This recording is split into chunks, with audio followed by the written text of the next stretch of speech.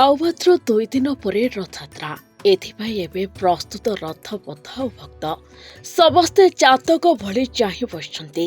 କେବେ ଜଗତର ନାଥ ଜଗନ୍ନାଥ ଭାଇ ଭଉଣୀଙ୍କୁ ସାଙ୍ଗରେ ନେଇ ରତ୍ନ ସିଂହାସନ ଛାଡ଼ି ରଥରେ ବିରାଜମାନ ହେବେ। ଜ୍ୟେଷ୍ଠ ପୂର୍ଣ୍ଣିମାରେ 108 ଗରା ସୁବାସିତ ଜଳରେ ସ୍ନାନ କରି ଜ୍ୱରରେ ପୀଡ଼ିତ ମହାପ୍ରଭୁ 10 ବୋତକ ଖାଇ ଏବେ ଧୀରେ ଧୀରେ ସୁସ୍ଥ ହେଉଛନ୍ତି।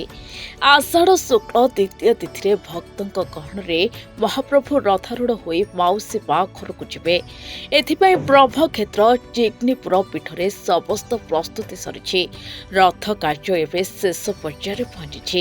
କାରିଗରମାନେ ନିଜ ଯାଦୁକରୀ ସ୍ପର୍ଶରେ ରଥକୁ ସୁନ୍ଦର କରି ଗଢ଼ିଛନ୍ତି। ଇଏ ଆଜ୍ଞା ସବୁଠାରୁ ସର୍ବବୃହତ ରଥ। ଆଉ ଏଇ ଅଞ୍ଚଳର ବହୁତ ମାନେ ପୁରୁଣା ଅନୁଷ୍ଠାନ। ଏ ଠାକୁର ବହୁତ ମାନେ ଇଏ ଆଉ ଲୋକ ଏଠି ବହୁତ ଲକ୍ଷାଧିକ ସମାଗମ ହୁଅନ୍ତି।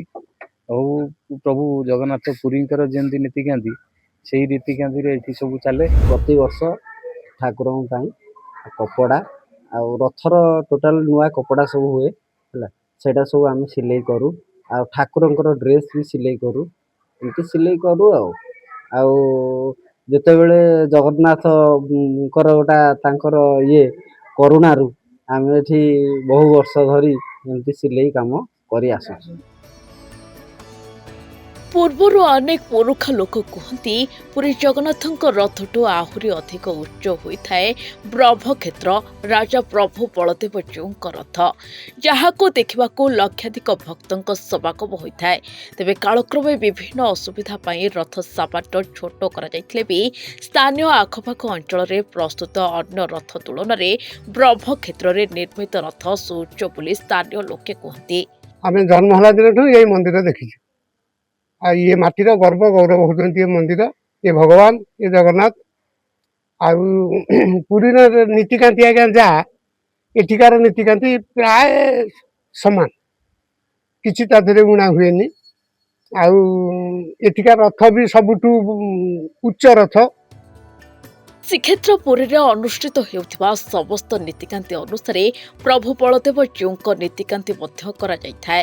ଆଉ 2 ଦିନ ପରେ ମହାପ୍ରଭୁ ସମ୍ପୂର୍ଣ୍ଣ ସୁସ୍ଥ ହେବା ସହିତ ନବ ଯୌବନ ବେଶରେ ଭକ୍ତଙ୍କୁ ଦର୍ଶନ ଦେବେ।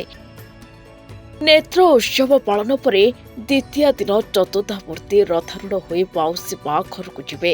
ଦିଅଙ୍କର ଚନ୍ଦନ ତୁଳସୀ ଲାଗି କାଲିଠାରୁ ନୀତି ଆରମ୍ଭ ହୋଇଛି।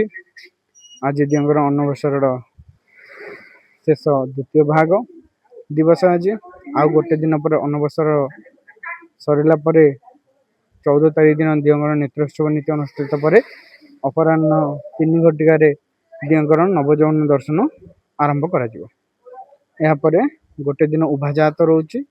ଦିଅଙ୍କର ସର୍ବନୀତି ସମ୍ପନ୍ନ ହେଲା ପରେ ପୁନଶ୍ଚ ସେନାପଟ ଲାଗି କରାଯାଇ ଶ୍ରୀଗୁଣ୍ଡିଚା ଦିନ ଦିଅମାନଙ୍କୁ ରଥାରୂଢ଼ ହେବେ। ଏହି ପବିତ୍ର ବ୍ରହ୍ମକ୍ଷେତ୍ର ପୀଠରେ ରଥଯାତ୍ରା ପାଇଁ ଲକ୍ଷାଧିକ ଭକ୍ତଙ୍କ ସମାଗମ ହେଉଥିବା ବେଳେ ଗୋଟିଏ ରଥରେ ବିରାଜମାନ ଚତୁର୍ଦ୍ଧାମୂର୍ତ୍ତିଙ୍କୁ ଭକ୍ତମାନେ ଗୁଣ୍ଡିଚା ମନ୍ଦିର ନିକଟକୁ ଟାଣି ନିଅନ୍ତି। ଜିଗ୍ନିପୁରରୁ ଅଭୟ କୁମାର ସାହୁଙ୍କ ରିପୋର୍ଟ, ଫୋକସ୍ ପ୍ଲସ୍।